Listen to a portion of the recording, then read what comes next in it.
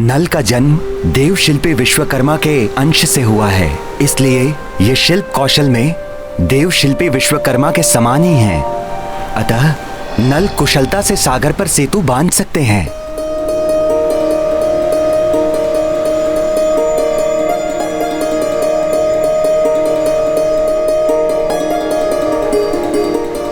यही नहीं, ऋषि अगस्त्य से नल को श्राप भी मिला हुआ है। अब यही श्राप वरदान सिद्ध होगा। श्राप? वरदान? ये क्या पहेली है समुद्रदेव? ऋषिवर अगस्त्य ने नल को श्राप दिया था, ये जो भी वस्तु जल में फेंकेंगे वो डूबेगी नहीं, तैरती रहेगी।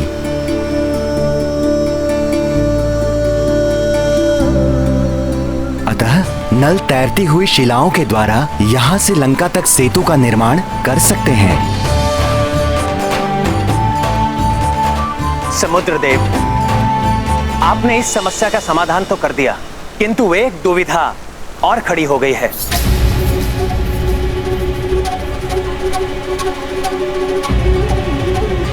आप ही उसका समाधान कीजिए। अब कैसी दुविधा प्रभु? मैं इस ब्रह्मास्त्र का प्रयोग किस पर करूं? इसका संधान पूर्ण रूप से हो चुका है, और यदि ब्रह्मास्त्र का संधान एक बार पूर्ण रूप से हो गया तो उसे वापस लेना असंभव है।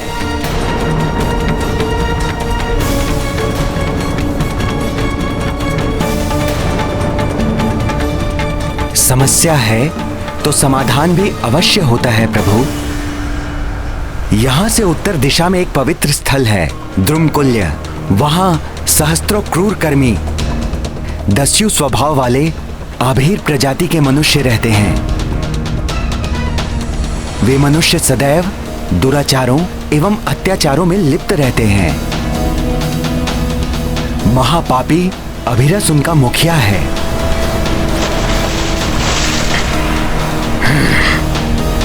वे लुटेरे मनुष्य मेरा जल पीते हैं और उनके पापी स्पर्श से मैं बहुत व्यथित रहता हूं।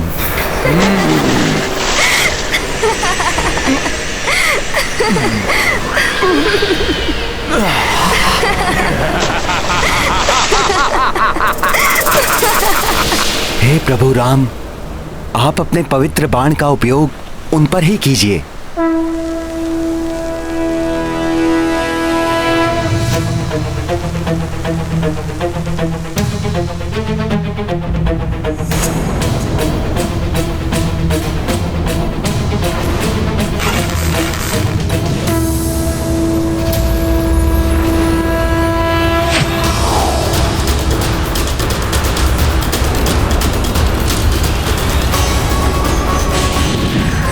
प्रभु श्री राम को तो बाण उत्तर दिशा की ओर चलाना चाहिए था, इन्होंने तो बाण को दक्षिण दिशा की ओर ही छोड़ दिया।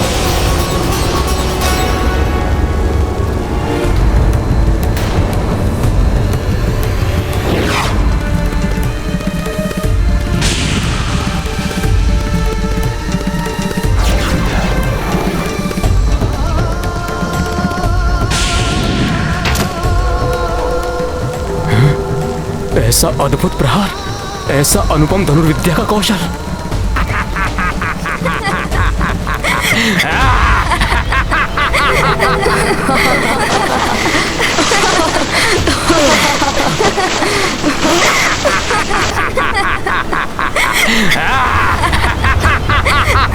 ये कैसी भयानक ध्वनि है?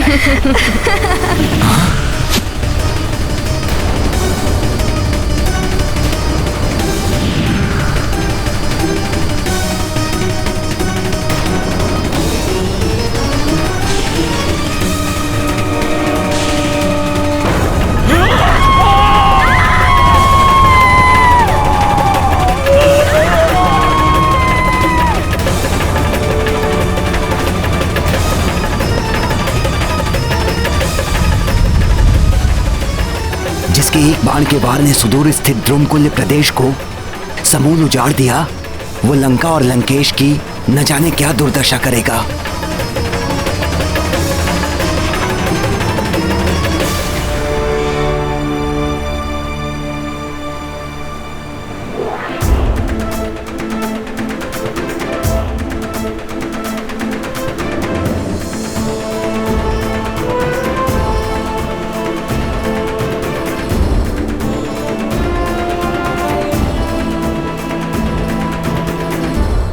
इस सागर का जल सूखने के कारण द्रुमकुल्य अब मरुस्थल के नाम से प्रसिद्ध होगा।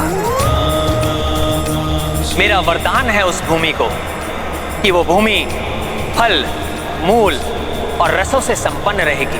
दुग्ध एवं घृत वहां अधिक मात्रा में उपलब्ध होगा और वहां का वातावरण सदैव सुगंधित एवं अनेक औषधियों से आप्लावित रहेगा।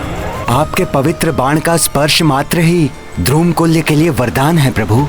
इसी प्रकार आपके दर्शन होना मेरे लिए सर्वोत्तम वरदान है प्रभु। हे प्रभु ब्रह्मदेव, मुझे दर्शन देकर अपना वचन निभाएं और अपना वरदान प्रदान करें। आप जगत के सृष्टिकर्ता हैं, अपने वचन का मान रखना होगा आपको।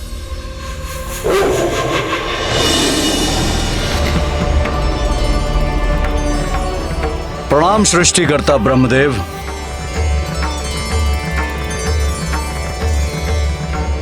मुझे ज्ञात है वेगनाथ, मुझसे अपनी वचन पूर्ति के लिए तुम अमरता का वरदान चाहते, किंतु वत्स, अमरता का वरदान किसी को भी नहीं दिया जा सकता। तुम कुछ और मांगो।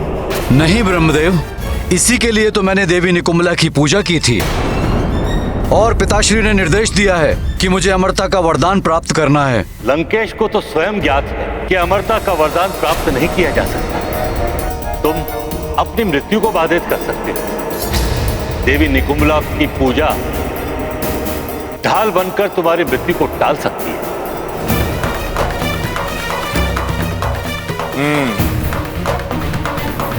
तो प्रभु, मुझे ऐसा वरदान दीजिए कि मैं जब भी युद्ध भूमि में जाऊं, माता निकुंभला की पूजा करूं तो कोई मुझे परास्त ना कर सके। और हाँ प्रभु, और यदि किसी कारणवश मैं देवी निकुंभला की पूजा ना भी कर पाऊं, तो मेरी मृत्यु ऐसे व्यक्ति के हाथों हो जिसने 14 वर्षों से ना तो निद्रा ली हो, ना ही भोजन ग्रहण किया हो। तथा जय हो ब्रह्मदेव, आपकी सदैव जय हो। ब्रह्मदेव, जगत में ऐसा कोई व्यक्ति नहीं होगा जो 14 वर्षों से जागृत रहा हो। आपने ये वरदान देकर एक प्रकार से मुझे अमर बना दिया है। आपको कोटि कोटि धन्यवाद ब्रह्मदेव।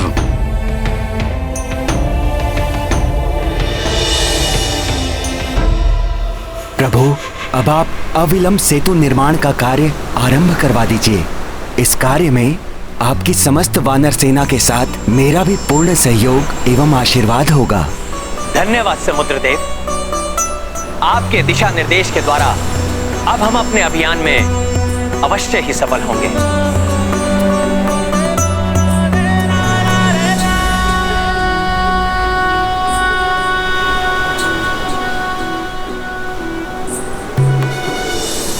आपका मनोरथ सफल हो।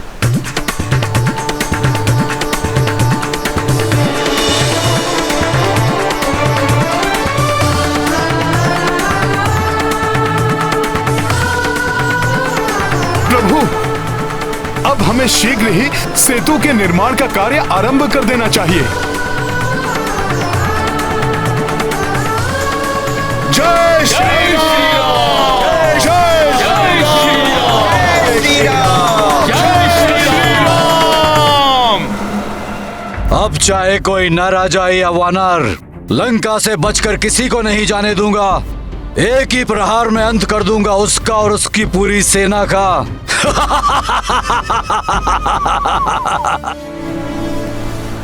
आज्ञा प्रभु। प्रिय नल, देव शिल्पी विश्वकर्मा, जिन्होंने सृष्टिकर्ता ब्रह्मदेव की सृष्टि रचाने में सहायता की थी, उन विश्वकर्मा के अंश पुत्र हो तुम। अब इस समुद्र में सेतु बांधने का उत्तरदायित्व तुम्हें निभाना है नल। मुझे विश्वास है कि तुम इस कार्य को पूर्ण सफलता के साथ संपन्न करोगे।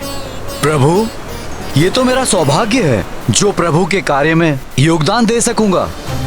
मेरे पिता विश्वकर्मा के शिल्प कौशल, उनकी कृपा और आपके आशीर्वाद से इस विशाल सागर पर सेतु बांधने का कार्य मैं अवश्य संपन्न करूंगा।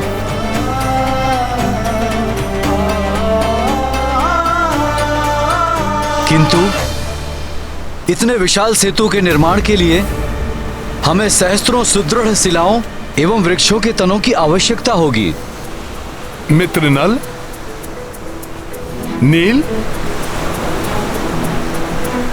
इस महान कार्य में तुम्हारा मित्र हनुमान और ये समस्त वानर सेना तुम्हारे साथ है।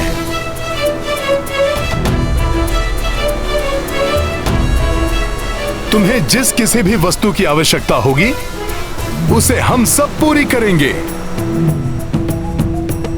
जय श्री राम, जय श्री राम, जय श्री राम।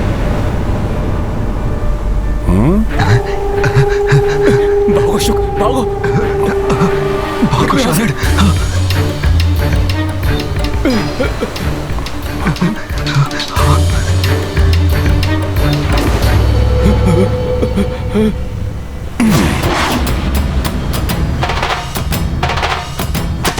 अच्छा तो भाग रहे थे। नहीं नहीं नहीं।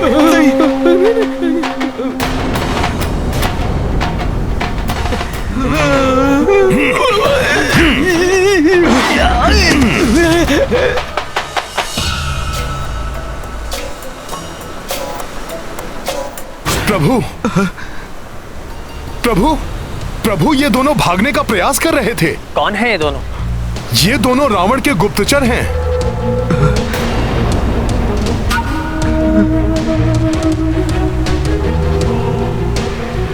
इन्होंने महाराज सुग्रीव को अपनी माया से सम्मोहित करके आपके विरुद्ध कार्य करने के लिए विवश कर दिया था।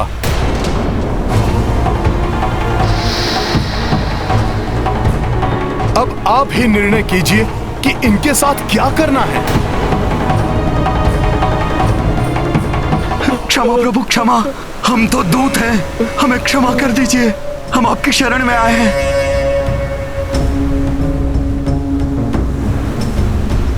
रावण के दूतों, तुम जब तक चाहो यहाँ रह सकते हो, और यही नहीं, तुम यहाँ हमारा भेद लेने आए हो।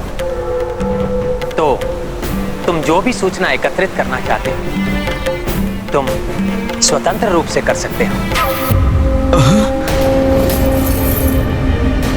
हमारी सैन्य शक्ति और हमारे योद्धाओं के बल के बारे में यदि तुम्हें अतिरिक्त जानकारी चाहिए तो तुम हनुमान की सहायता ले सकते हो।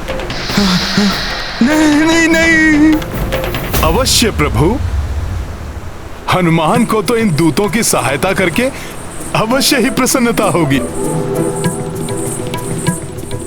ये है मेरे प्रभु, धर्म और मर्यादा की साक्षात मूर्ति। कहां वो दुष्ट लंकेश जो स्वयं को महाभक्त महाज्ञानी कहता है, किंतु एक दूत को प्रताड़ित कर आनंदित होता है। और कहां मेरे प्रभु श्री राम शत्रु के दूत को स्वतंत्र छोड़ रहे हैं, उसे समस्त भेद लेने दे रहे हैं। भैया, हमें हमारी समस्या का समाधान मिल गया है। अब हमें अविलंब सेतु निर्माण का कार्य आरंभ कर देना चाहिए। हाँ प्रभु, मैं भी शीघ्र कार्य आरंभ करने के लिए तत्पर हूँ। हाँ वानर वीरों, शीघ्र शिलाएं और वृक्षों के तने एकत्रित करना आरंभ कर देना चाहिए हमें। हम तैयार हैं।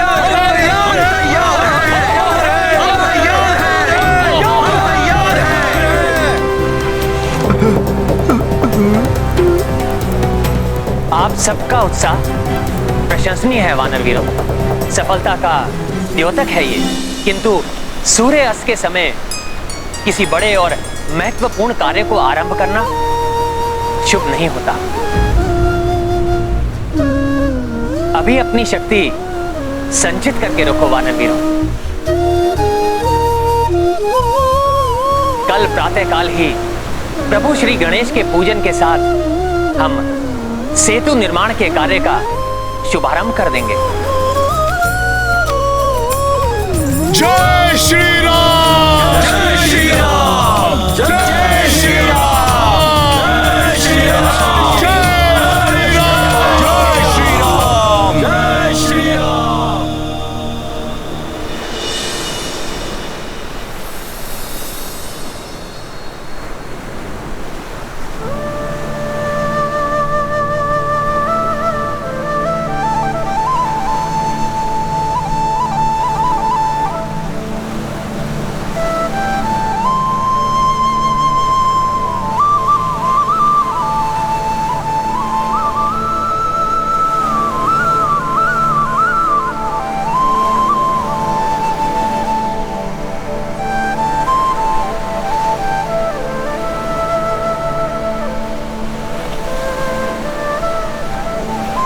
हनुमान जी, गणेश जी की पूजा के लिए प्रभु ने हल्दी से मूर्ति तो बना ली, अब और क्या बना रहे हैं प्रभु? जहां तक मेरा अनुमान है, प्रभु माता गौरी की प्रतिमा बना रहे हैं।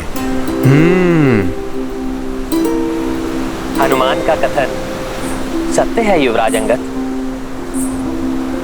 माता गौरी अर्थात गणेश जी की माता पार्वती की पूजा के बिना गजानन प्रसन्न नहीं होते।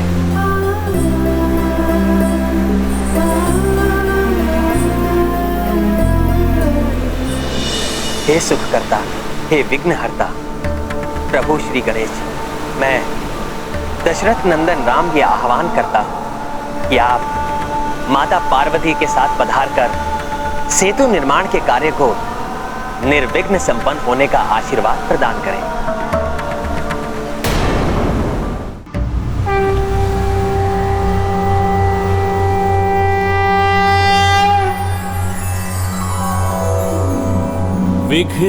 विघ्नेश्वराय वरदाय सुरप्रियाय लंबोदराय सकलाय जगद्विताय नागाननाय श्रुतियज्ञ विभूषिताय गौरीसुताय गणनाथ नमो नमस्ते। भक्तार्तिनाशन पराय गणेशाश्वराय सर्वेश्वराय शुभदाय सुरेश्वराय विद्याधराय विकटाय च वामनाय भक्त प्रसन्न वरदाय नमो नमस्ते।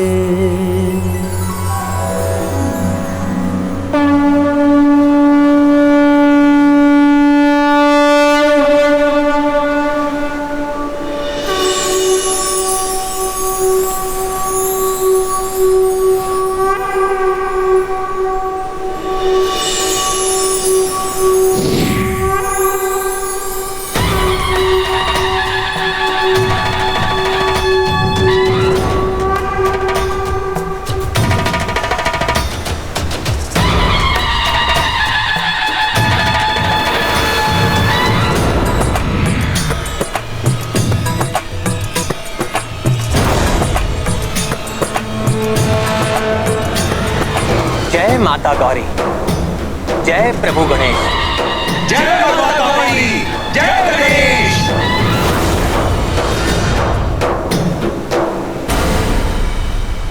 आप दोनों के दर्शन मात्र ही कार्य की सफलता का संकेत है।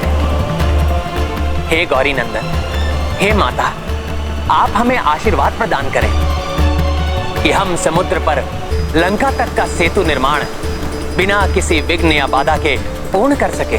मेरा आशीर्वाद सदैव आपके और आपकी वानर सेना के साथ है। और फिर समस्त संकटों का मोचन करने वाले संकट मोचन महाबली हनुमान तो स्वयं आपके साथ है। आपका कार्य अवश्य सफल होगा।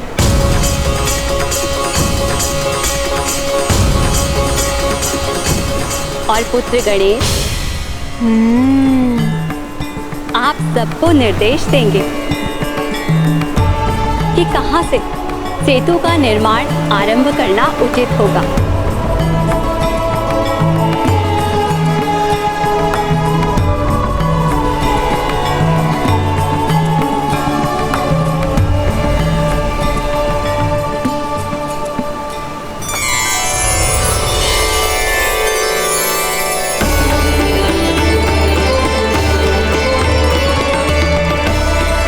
प्रणाम श्री गणेश।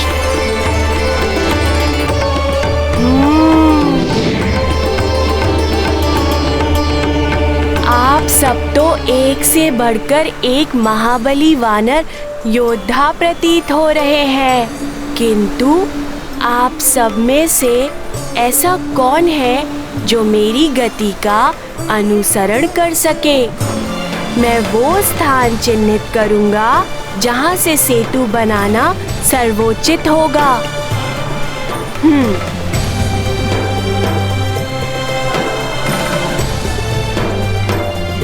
हे गौरी नंदन, मैं करूंगा आपका अनुसरण। उचित है, आइए कीजिए मेरा अनुसरण।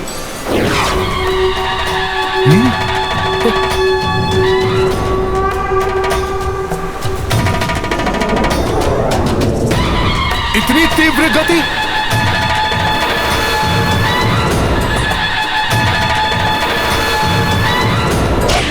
आइए आइए। प्रभु,